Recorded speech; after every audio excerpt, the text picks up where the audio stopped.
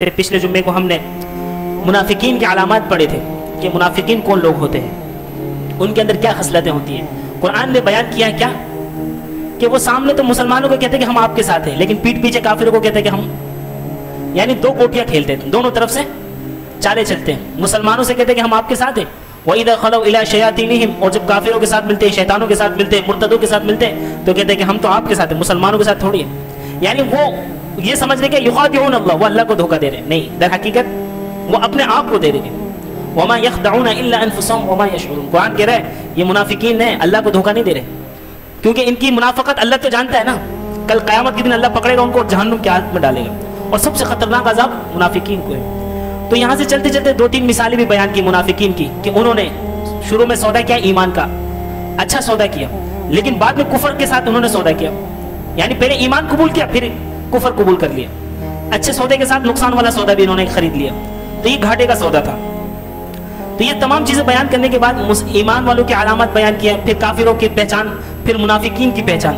اب یہاں سے اللہ تبارک و تعالیٰ تینوں کیٹیگری بیان کرنے کے بعد اب اللہ کہہ رہے ہیں یا ایھا الناس اعبدوا ربکم الذی خلقکم والذین من قبلکم لعلکم تتقون۔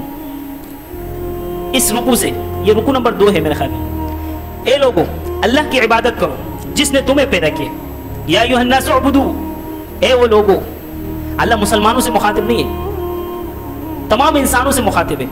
یا ایھا الناس اعبدوا، اے لوگو عبادت کرو، ربکم الذی، اپنے رب کے جس نے خلقکم، تمہیں پیدا کیا، والذین من قبلکم، اور تم سے پہلے والے لوگوں کو بھی پیدا کیا، ہمارے باپ دادا پردادا یا ہمارے 14 پشتے جو ہے اوپر کے، ان کو بھی اللہ نے پیدا کیا۔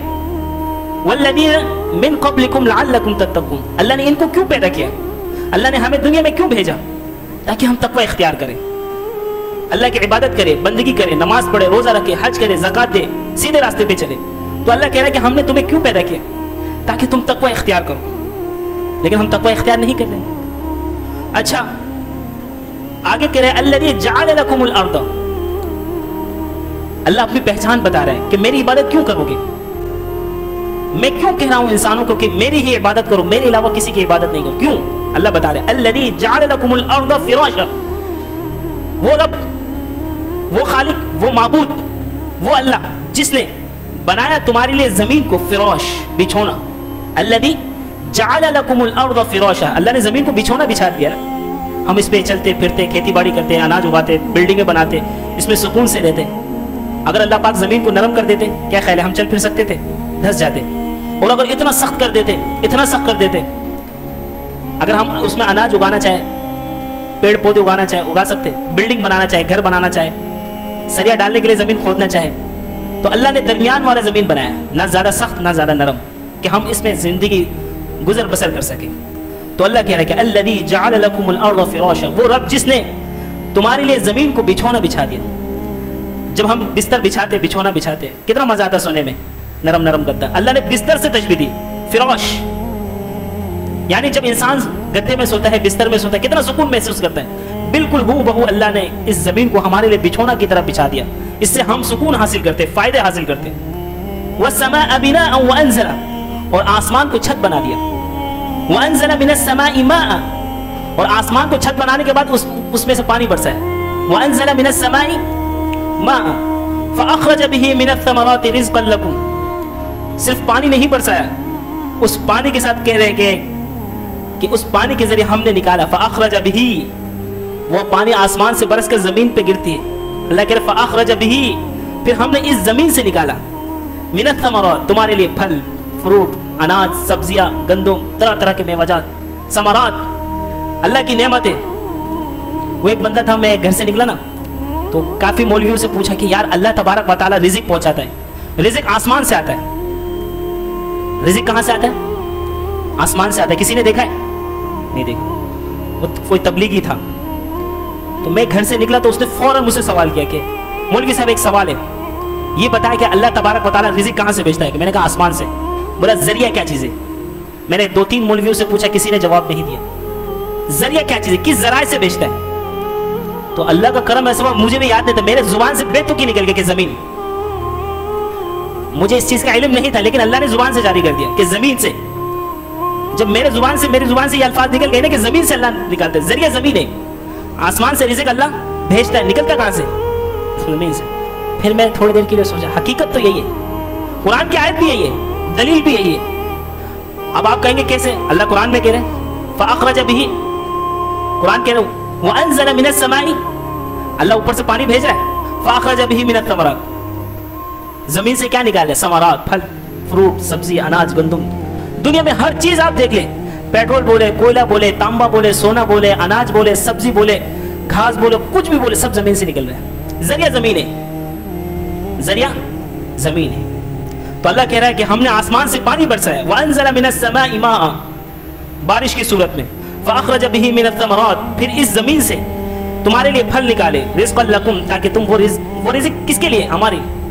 فَلَا تَجْعَلُوا لِلَّهِ أَنْدَادًا, اب اللہ کہہ رہا ہے کہ میرے علاوہ کسی کو شریک مت ٹھہراؤ. فَلَا تَجْعَلُوا, مت بناؤ, اندادا, میرے ساتھ کسی کو شریک, میرے علاوہ کسی کو معبود, میرے علاوہ کسی کو مشکل کشا, میرے علاوہ کسی کو حاجت روا, کسی پیر, کسی فقیر, کسی دربار, کسی مزار, کسی آستانے میں نہیں, صرف میں.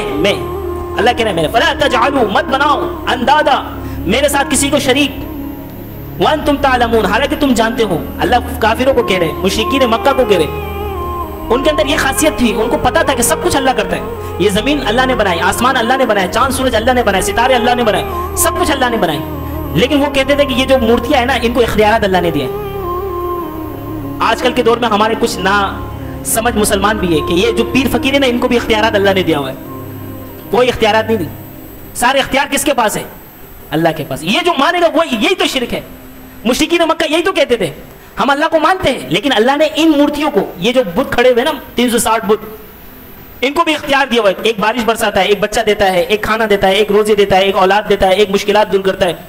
سب کی ڈیوٹی الگ الگ ہے. وہ اللہ کو حقیقی اللہ مانتے تھے, لیکن ساتھ میں ان مورتیوں کو بھی مانتے تھے کہ ان مورتیوں کو اللہ نے اختیارات دیے ہوئے. تو ابھی اس دور میں بھی کچھ بے وقوف مسلمان ہیں کہ اللہ تو ہے, لیکن اللہ نے ان کو بھی اختیارات دیے ہوئے. ان کے پاس بھی عطائی چیز ہے, کسی کے پاس کوئی عطائی چیز نہیں. وہ ایک بندہ تھا, مزار میں جا رہا تھا, فالج کا ٹیک تھا. تو کسی نے پوچھا بھائی کہاں جا رہا ہے؟ بولا مزار جا رہا ہوں. کیوں؟ کہ وہ بابا کے دربار میں جا رہا ہوں تاکہ یہ جو فالج کا جو بیماری ہے وہ ختم ہو جائے. آدھا دھڑ کام نہیں کر رہا ہے, جاتا ہوں تو تھوڑا سا حرکت سا محسوس ہوتا ہے. بولا تیرا تو آدھا دھڑ کام نہیں کر رہا, بابا کا پورا دھڑ کام نہیں کر رہا, تبھی تو قبر میں پڑا ہوا. بابا کا اگر بابا کا ایک انگلی کا بھی کام کرتا ہے تو وہ قبر میں نہیں ہوتا, وہ قبر سے باہر ہوتا ہے. تو بابا کا پورا دھڑ کام نہیں کر رہا, تو آدھا دھڑ تیرا کام کر رہا, پھر بھی تو زندہ ہے. بابا کا پورا دھڑ کام نہیں کر رہا, اسی لیے تو قبر میں پڑا ہوا. بیٹا اتنی تو سمجھ ہونی چاہیے, اتنی تو عقل ہونی چاہیے. چادریں چڑھوا رہے, پھول چڑھوا رہے, یہ کر رہا ہے, وہ کر رہا ہے, منتیں مانگ رہا ہے, لنگر تقسیم کر رہے, سب خرافات. مسجد ویران, مسجد خالی, کسی کو توفیق نہیں ہو رہی کہ اللہ کے سامنے آ کے سجدہ کرے. فَادْعُونِي أَسْتَجِبْ لَكُمْ, اللہ کہہ رہا ہے کہ مجھے پکارو, میں تمہاری پکار کی جواب دوں گا. وَنَحْنُ أَقْرَبُ إِلَيْهِ مِنْ حَبْلِ الْوَرِيدِ, اللہ کہہ رہا ہے کہ میں تمہارے شہرک سے بھی زیادہ قریب ہوں. شہرک, یہاں ایک رگ ہوتا ہے. اللہ کہہ رہا ہے میں اس رگ سے بھی زیادہ تمہارے قریب ہوں. جو باتیں خیالات ابھی پیدا ہوئے نہیں, ابھی جو الفاظ میں ادا کر رہا ہوں, اس سے پہلے جو الفاظ میں ادا کروں گا اس کا بھی اللہ کو علم ہے. اندھیری رات ہو, کالی پہاڑ ہو, کالی چونٹی ہو, اور وہ چونٹی اگر پہاڑ میں چل رہی ہو تو اس کی قدموں کی آہٹ اور اس کی دل کی دھڑکن اور اس کے دماغ کے خیالات اللہ سن رہا بھی ہے, سمجھ رہا بھی ہے, دیکھ بھی رہا ہے. تو اتنا بڑا اللہ ہے. تو انسان کے حالات اللہ بدل نہیں سکتا, بدل سکتا ہے.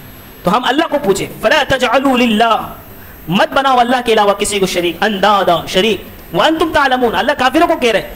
یہ مشرکین مکہ جانتے تھے کہ اللہ سب کچھ کرتا ہے, لیکن پھر بھی بتوں کو مانتے ہیں. یہ کچھ مسلمان بھی ایسے ہیں, ان کو پتا سب کچھ خالق مالک رازق مشکل کشا حاجت روا بگڑی بنانے والا اللہ ہے, لیکن پھر بھی مزاروں کے پاس جاتے, پھر بھی درباروں کے پاس جاتے, پھر بھی مزاروں میں چادر چڑھاتے, پھر بھی بکریاں کاٹتے, پھر بھی منتیں مانگتے. بھائی اللہ کے پاس آؤ, مسجد میں آؤ, قرآن پڑھو, نماز پڑھو, اللہ کی عبادت بندگی کرو, پھر مسئلے حل ہوں گے. رخ اور قبلہ کہیں اور ہے. پھر آگے اللہ تبارک و تعالیٰ چیلنج کر رہے ہیں, وَإِن كُنتُمْ فِي رَيْبٍ مِّمَّا نَزَّلْنَا عَلَىٰ عَبْدِنَا فَأْتُوا بِسُورَةٍ مِّن مِّثْلِهِ. یہ آیت میں نے اس سے پہلے بھی بیان کی تھی جب تفسیر شروع کروں گا. اللہ کہہ رہے کہ وَإِن كُنتُمْ فِي رَيْبٍ مِّمَّا, اگر تمہیں شک ہے اس قرآن میں, ریب مما نزلنا, جو ہم نے نازل کیا, علی عبدنا, اپنے بندے پر. اللہ کا بندہ کون تھا؟ محمد صلی اللہ علیہ وسلم پر یہ قرآن 23 سالوں میں نازل ہوا. کتنے سالوں میں؟ 23 سال کے عرصے میں اللہ پاک نے یہ پورا مکمل قرآن نازل کیا. اور اللہ قرآن میں چیلنج کر رہا ہے مشرکین مکہ کو, اگر تمہیں شک ہے اس قرآن میں, اس میں نبی صلی اللہ علیہ وسلم کی رسالت کی بھی گواہی ہے, دلیل ہے.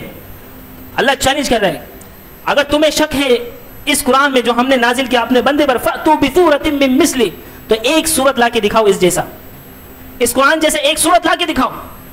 1400 سال 1500 سال گزر گئے, کوئی لا سکا؟ نہیں لا سکا.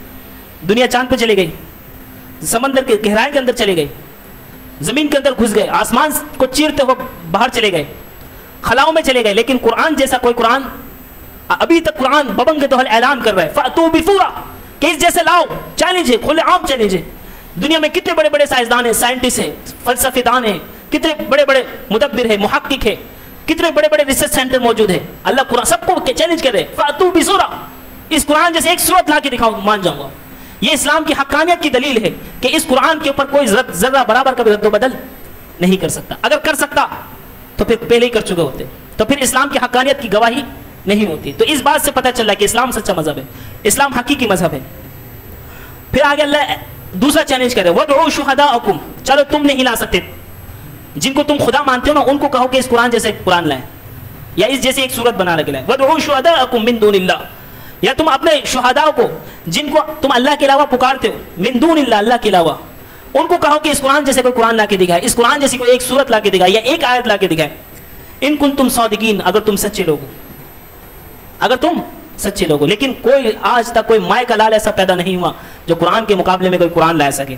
تو اللہ قرآن میں کہہ رہے کہ فَإِن لَمْ تَفْعَلُوا, تم ہرگز یہ کام نہیں کر سکتے, قرآن جیسے کوئی قرآن لا نہیں سکتے, قرآن کی کوئی ایک صورت جیسی کوئی صورت بنا نہیں سکتے تم. فَإِن لَمْ تَفْعَلُوا, تم نہیں کر سکتے. وَلَن تَفْعَلُوا, مزید انکار کر, وَلَن تَفْعَلُوا, ہرگز نہیں کر سکتے. فَاتَّقُوا النَّارَ الَّتِي, تو اللہ کہہ رہا ہے کہ بچو بچو.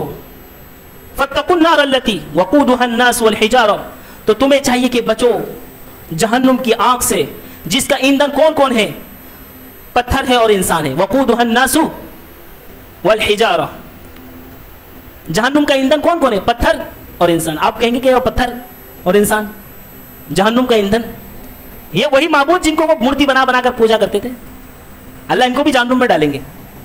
پھر وہ لوگ جو ان کی عبادت کیا کرتے تھے, جن کو خدا مانتے تھے, یہ ان دونوں کو اٹھا کر ان کم وقتوں کو کہاں ڈالیں گے, ان مورتیوں کو بھی کہاں ڈالیں گے, جہنم کی آگ میں, اور اس انسان کو بھی ڈالیں گے جو ان کو معبود مانا کرتے تھے. وَقُودُهَا النَّاسُ وَالْحِجَارَةُ أُعِدَّتْ لِلْكَافِرِينَ, اللہ کہہ رہے کہ یہ ہم نے اس جہنم کو کس کے لیے تیار کیا ہے, ان کے لیے تیار کیا ہے, کافرین کے لیے. جہنم کن کے لیے تیار ہے, کافرین کے لیے, منافقین کے لیے, مرتدین کے لیے. لیکن افسوس کی بات اس میں مسلمان بھی جائیں گے.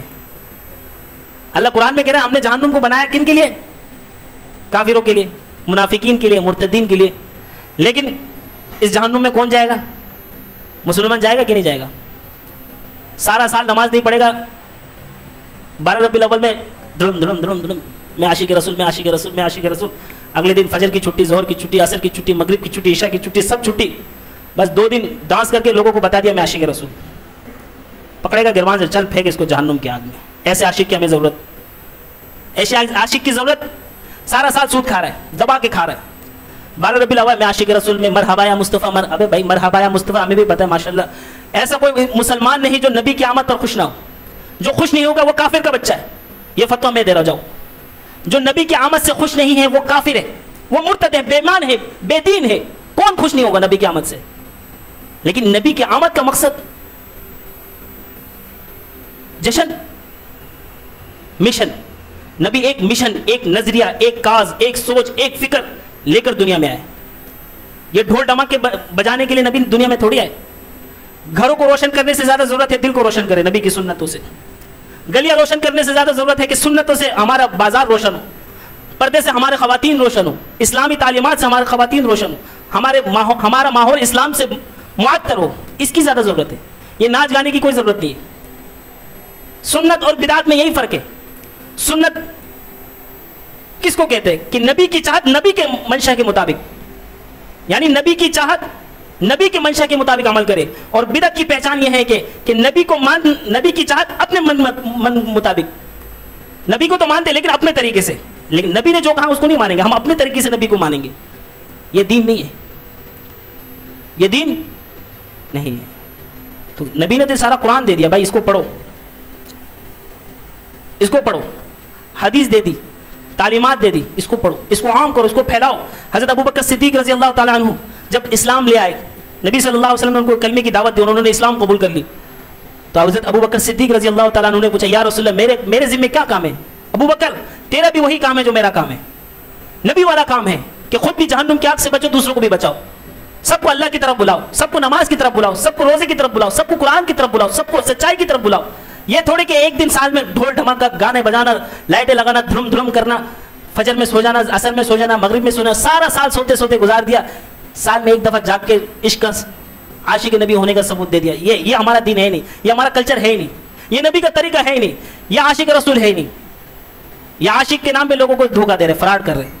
عاشق رسول کبھی جھوٹ نہیں بولتا، عاشق رسول کبھی نماز نہیں چھوڑتا، عاشق رسول حرام خوری نہیں کرتا، عاشق رسول قرآن کی تلاوت نہیں چھوڑتا، عاشق رسول ماں باپ کی نافرمانی نہیں کرتا، عاشق رسول بڑوں کے ساتھ بدتمیزی نہیں کرتا، عاشق رسول پڑوسی کو تکلیف نہیں دیتا، عاشق رسول کسی کا ناحق مال نہیں کھاتا، عاشق رسول کمزوروں پر ظلم نہیں کرتا، عاشق رسول ظالم کے ساتھ کبھی نہیں کھڑا ہوتا، عاشق رسول کبھی اللہ کے حکم کو نہیں توڑتا۔ یہ سب کچھ کر کے، سب حکموں کو توڑ کر، نماز کو چھوڑ کر، روزوں کو چھوڑ کر، قرآنی تعلیمات کو چھوڑ کر، نبی کے فرمان کو چھوڑ کر، نبی کے اقوال کو چھوڑ کر، نبی کی زندگی کو چھوڑ کر، لوگوں کا حق کھا کر، لوگوں کا مال کھا کر، ظلم اور زیادتی کر کر، رشوت کھا کر، سب کچھ کھا کر 12 ربیع الاول کے دن کہتے ہیں میں عاشق رسول ہوں۔ یہ عاشق رسول ہے۔ نبی فرمائیں گے ان کم وقتوں کو اٹھاؤ اور جہنم کی آگ میں پھینکو، ایسے عاشق کو، ایسے گستاخ کو اٹھاؤ اور جہنم میں پھینکو۔ اور سب سے بڑی بدماشی تو یہ دیکھو، بدماشی بھائی جو نہیں کرے گا وہ گستاخ رسول ہے۔ اپنے طرف سے فتوے ایسے نکال لے جیسے کہ ان کے باپ دادا نے ایجاد کیا ہے۔ اب جو ڈھول دھماکہ نہیں کرے گا، لائٹیں نہیں لگائے گا، تیجا نہیں کرے گا، ربیع الاول میں ڈانس نہیں کرے گا، وہ گستاخ رسول ہے۔ ابے کہاں سے لے کے آیا؟ کوئی حدیث پیش کرو کہ جس میں بتایا کہ نبی صلی اللہ علیہ وسلم نے فرمایا ہو کہ 12 ربیع الاول والے دن مجھ سے عشق کا اظہار نہیں کرو گے تم جہنم میں جاؤ گے۔ ہاں نبی نے فرمایا جو کم وقت، جو مسلمان نماز نہیں پڑھے گا وہ جہنم میں جائے گا، جو سود کھائے گا وہ جہنم میں جائے گا، جو حرام خوری کرے گا وہ جہنم میں جائے گا، جو ماں باپ کے ساتھ بدتمیزی کرے گا، نافرمانی کرے گا وہ جہنم میں جائے گا، جو لوگوں کے ساتھ ظلم و زیادتی کرے گا وہ جہنم میں جائے گا، جو لوگوں کو قتل و غارت کرے گا وہ جہنم کی آگ میں جائے گا۔ یہ حدیث موجود ہے، اتھینٹک حدیث موجود ہے، اگر کوئی انکار کر سکتا ہے تو سامنے آ جائے۔ عجیب تماشا بنایا، اپنی طرف سے دین لا کے رکھ دیا۔ وہ ایک شعر بنایا کہ نثار تیرے چہل پر ہزاروں عید قربان سوائے ابلیس کے سبھی خوشیاں منا۔ ابھی صرف خوشیاں منانا دین ہے؟ نماز چھوڑ کر خوشیاں، روزے چھوڑ کر خوشیاں، نبی کی تعلیمات چھوڑ کر خوشیاں، داڑھی بالکل ہر ہفتے اس طرح چھوڑتا ہے۔ ایسے ایسے نافخہ دیکھا ہے مارکیٹ میں، نہ داڑھی نہ مونچھ، کچھ نہ پوچھ، اور عاشق رسول، عاشق کا حلیہ بتاتا ہے، اس کا کردار بتاتا ہے، اس کا گفتار بتاتا ہے، اس کا اقوال بتاتا ہے، اس کے طور طریقے بتاتا ہے کہ یہ عاشق رسول ہے۔ اللہ معاف کرے، ایسے عاشق رسول کہ ایسا آپ سوچیں ربیع الاول میں نبی کی ولادت منانے کے چکر میں دوسرے کو گستاخ بناتے ہیں۔ پہلے بھی پتا وہ عبادت ہو ہی نہیں سکتی جس کے کرنے کے بعد آپ دوسرے کے اوپر فتویٰ لگائے کفر کا، وہ عبادت ہے ہی نہیں۔ آپ نماز پڑھے دوسروں کو بے نمازی کہیں، وہ نماز ہے ہی نہیں، وہ نماز قابل قبول ہے ہی نہیں۔ ایسا حج ہے ہی نہیں جس کے بعد، حج کو ادا کرنے کے بعد دوسرے کو آپ حقیر سمجھے۔ وہ روزے دار نہیں جس کو خود روزہ رکھنے کے بعد دوسرے کو بے روزے دار سمجھے، وہ روزے دار کبھی ہو نہیں سکتا۔ وہ نمازی نہیں ہو سکتا جو دوسروں کو بے نمازی سمجھے، وہ نماز قابل قبول ہونی۔ آپ کیسے عاشق رسول ہو سکتے؟ اپنے آپ کو عاشق رسول کہہ کر دوسرے کو گستاخ رسول قرار دے دے۔ سب سے بڑا گستاخ آپ ہے، سب سے بڑا بے ایمان آپ ہے۔ لوگوں کو دھوکہ دے رہے، بیوقوف بنا رہے، چتیا بنا رہے، دین کے ساتھ مذاق اور کھلواڑ کر رہے۔ یہ دین ہے؟ یہ دین نہیں ہے۔ سال میں ایک دفعہ نبی کا عشق کا اظہار نہیں۔ امام مالک رحمۃ اللہ علیہ فرماتے ہیں کہ نبی کی محبت، اور حدیث شریف میں بھی حضرت عمر رضی اللہ تعالیٰ عنہ کی حدیث ہے کہ نبی صلی اللہ علیہ وسلم نے فرمایا اے عمر تیرے دل میں میرے لیے کتنی محبت ہے۔ جائے بخاری حدیث، میں جھوٹ بول سکتا ہوں، آپ کو یقین ہوگا کہ میں ابھی اس عمر میں پہنچا نہیں ہوں۔ لوگ اس مولوی کو سنتے ہیں جس کی پیٹ تھوڑا بڑا ہو یا قد میں دکھنے میں اور پگڑی بڑا پہنا ہوا ہو، کیونکہ پھر وہ بڑا مولوی نظر آتا ہے۔ صحیح حدیث حضرت عمر رضی اللہ تعالیٰ کی حدیث ہے، نبی نے پوچھا عمر تیرے دل میں میرے لیے کتنی محبت ہے؟ فرمایا یا رسول اللہ تمام انسانوں سے بڑھ کر بیوی بچوں سے نہیں۔ فرمایا تو نہیں، مومن نہیں۔ پھر تھوڑی دیر بعد سوچنے کے بعد کہا کہ عمر تیرے دل میں میرے لیے کتنی محبت ہے؟ فرمایا یا رسول اللہ دنیا و مافیا میں جو کچھ بھی ہے تمام جہانوں سے بڑھ کر، اب حتیٰ کہ اپنے اولاد، بیوی، بچے، مال و دولت سب سے بڑھ کر آپ سے محبت ہے۔ یہ تو ہمارے ایمان کا حصہ ہے۔ نبی کی محبت ہر آن، ہر لمحہ، ہر گھڑی، ہر سانس، یہ سانس کے اوپر لینے سے نیچے گرانے تک ہر لمحہ نبی کی محبت دل میں ہونا ضروری ہے۔ اس کے بغیر ایمان کامل نہیں ہو سکتا، اس کے بغیر مومن ہو ہی نہیں سکتا۔ جو کہے کہ میں دن میں نبی سے محبت کرتا ہوں، رات میں نہیں کرتا، صبح کرتا ہوں، دوپہر میں نہیں کرتا، شام میں کرتا ہوں، رات کو نہیں کرتا، وہ مومن نہیں ہے۔ नबी की मोहब्बत हर हाथ हर लम्हे, जिस तरह दिल धड़कता है, दिल के धड़कने तक, मौत तक नबी की मोहब्बत दिल में होना जरूरी। इसके बगैर ईमान कामिल नहीं हो सकता, आप मोमिन हो नहीं सकते। ला युमिनु अहदुकुम हत्ता अकूना अहब्बा इलैहि मिन वालिदिही व वलदिही वन नासी अजमाइन। नबी सल्लल्लाहु अलैहि वसल्लम फरमाए कि तुम मोमिन नहीं हो सकते जब तक तुम्हारी मोहब्बत अपने माल, दौलत, औलाद, बीवी बच्चे, खानदान वाले, रिश्तेदारों से, दोस्त अहबाबों से बढ़कर मुझ मोहम्मद सल्लल्लाहु अलैहि वसल्लम से ना होगी, तुम्हारा ईमान कामिल नहीं हो सकता। अब कुछ बेवकूफ 12 रबीउल अव्वल को खड़े हो जाते, हम आशिक रसूल है, ये गुस्ताख रसूल है, ये फतवा दिया। फेसबुक उठाओ, टिकटॉक उठाओ, यूट्यूब उठाओ, फतवा दे रहे। इनके अब्बा जी ने फतवा तैयार किया हुआ है, ये आशिक का मयार है। ये आशिक का मयार नहीं, आशिक का मयार कुरान है, हदीस है, रसूल सल्लल्लाहु अलैहि वसल्लम की तालीमात है। जो कमबख्त कहेगा कि 12 रबीउल अव्वल को हम ढोल धमाका करके, म्यूजिक वाली नात बजाकर, लोगों को तंग करके, रोक के हम नबी से इश्क का सबूत देते, ऐसे कमबख्तों को जूते से मारने चाहिए। वो ऐसे कमबख्त फजर में सबसे पहले सो रहे होते, नमाज एक भी नहीं पढ़ेगा। ये आशिक रसूल नहीं है, ये गलत रास्ते पे चल पड़े। आशिक रसूल नबी सल्लल्लाहु अलैहि वसल्लम की तालीमात को फॉलो करेगा, कुरान को फॉलो करेगा, सुन्नत को फॉलो करेगा। इसके अलावा जिस चीज को फॉलो करेगा शैतान को फॉलो कर रहा है। अल्लाह पाक अमल की तौफीक नसीब फरमाए। तो दूसरे ट्रिक पे चल पड़ा, वबश्शिरिल लदीना आमनू, चल पड़ा था उइद्दत लिल काफिरीन से, कि अल्लाह कह रहा है कि हमने जहन्नुम को किन के लिए तैयार किया है? काफिरीन के लिए, लेकिन हमारे मुसलमान भी जहन्नुम में जाएंगे। वबश्शिरिल लदीना आमनू, और जिन लोगों ने ईमान लाए उनको अल्लाह कह रहे कि उनको खुशखबरी सुना दो। वबश्शिरिल लदीना आमनू व अमिलुस सालिहाति अन्ना लहुम जन्नातिन तजरी मिन तहतिहल अनहार, और खुशखबरी सुना दो उन लोगों को जिन्होंने ईमान लाए और नेक अमल किया। सिर्फ ईमान लाना काफी नहीं है, मैं मुसलमान, मैं आशिक रसूल, में फलाना, में डमकाना, आशिक इश्क रसूल में जान भी कुर्बान है, फलाना कुर्बान है, सब कुछ कुर्बान है, अच्छी बात है कुर्बान है, लेकिन अमल क्या है? वअमिलुस सालिहात, कुरान कह रहा अमल करके दिखाओ। बता, सिर्फ जुबानी इकरार करने से तो आशिक रसूल नहीं होगा। अमल बता, अमल तेरा किरदार क्या है, तेरा गुफ्तार क्या है, तेरा मामलात क्या है, तेरे लोगों से लेन देन क्या है, ये बता, ये बता। अल्लाह कुरान में कह रहा है वबश्शिरिल लदीना आमनू, बशारत सुना दो उन लोगों को जो ईमान लाए, जुबान से इकरार कर दिया ना ईमान लाए, वअमिलुस सालिहात, अमल करके बता। अब बता तू कितने वक्त का नमाजी है? मैं वो जुम्मे में नमाज पढ़ता हूँ, बस जुम्मे का नमाजी है। अबे तू आशिक रसूल है, कम वक्त, साल में एक दफा खड़ा हो गया, लाइटें लगा के घर में, घर को रोशन करने से ज्यादा तेरे दिल को रोशन कर, नबी की तालीमात से, कुरान की आयतों से। मैं जुम्मे का नमाजी, बस कभी कभी नमाज पढ़ लेता हूँ, वैसे अक्सर कपड़े खराब रहते हैं मेरे, नमाज पढ़ते वक्त कपड़े खराब। अल्लाह कह रहे कि बशारत सुना दो उन लोगों को जो ईमान लाए और क्या किया? वअमिलुस सालिहात, अमल करके बताना पड़ेगा। सिर्फ जुबान से इकरार करने से आशिक रसूल नहीं हो जाओगे, अमल करके बताना पड़ेगा, नमाज पढ़ के बताना पड़ेगा, रोजे रख के बताना पड़ेगा, कुरान की तिलावत करनी पड़ेगी, माँ बाप के अदब व एहतराम करने पड़ेगा, रिश्तेदारों के साथ अच्छे सुलूक करने पड़ेंगे, पड़ोसियों को हक अदा करने पड़ेंगे, दोस्त यारों के साथ, छोटे बहन भाइयों के साथ, तब जाके वअमिलुस सालिहात। और जिन्होंने नेक अमल किए, नेक काम किए, वअमिलुस सालिहात लहुम जन्नातिन तजरी मिन तहतिहल अनहार, अल्लाह कह रहे उनके लिए जन्नत है जिसके नीचे क्या बहती है?